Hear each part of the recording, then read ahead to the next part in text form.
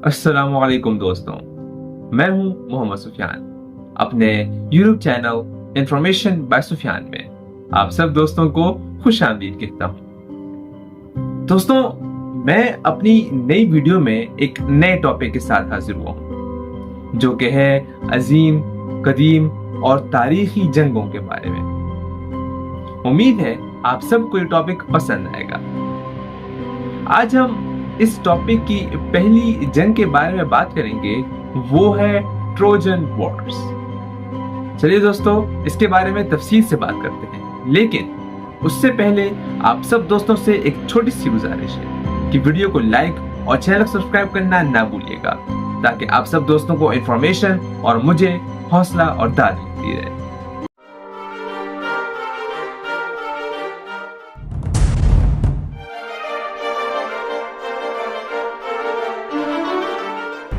दोस्तों, तारीख के औराक में एक ऐसी जंग भी दर्ज है जिसे हकीकत और अफसाने के बीच का राज समझा जाता है। जी हाँ, ये है ट्रोजन वॉर्स, जो तकरीबन 12वीं या 13वीं सदी कबल मसीह के ज़माने से मंसूब की जाती है।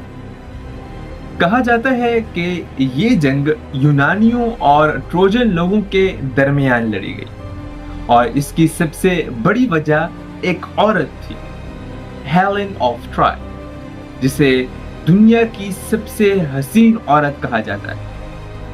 यूनानी रिवायात के मुताबिक जब हेलेन को ट्रॉय के शहजादे पेरिस ने अगवा किया, तो पूरा यूनान गुस्से में आया और एक अजीम जंग का आगाज हुआ।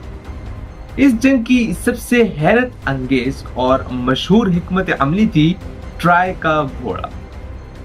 यूनानियों ने लकड़ी का एक देवहैकल घोड़ा तैयार किया और उसे तोहफे के तौर पर ट्रोजन लोगों के दरवाजे पर छोड़ दिया।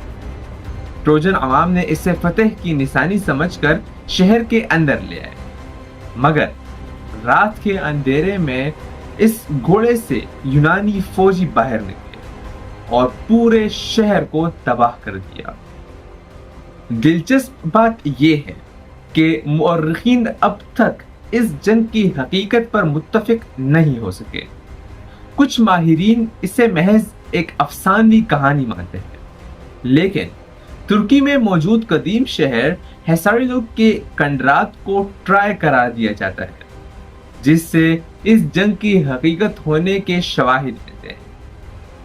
ट्रोजन वॉर सिर्फ एक जंग नहीं थी, बल्कि ये यूनानी अदब, शायरी और ड्रामे के लिए एक लाजवाल तहरीर बनी। होमर की मशहूर किताब इलियड इसी जंग की दास्तान है, जो आज भी दुनिया की सबसे अजीम अदब में शुमार की जाती है। देखने के लिए शुक्रिया दोस्तों। मेरे इस टॉपिक और जंग के बारे में आप सबकी क्या राय है, कमेंट सेक्शन में जरूर बताइएगा। मिलते हैं अगली वीडियो में, तब तक के लिए अल्लाह हाफ़िज़।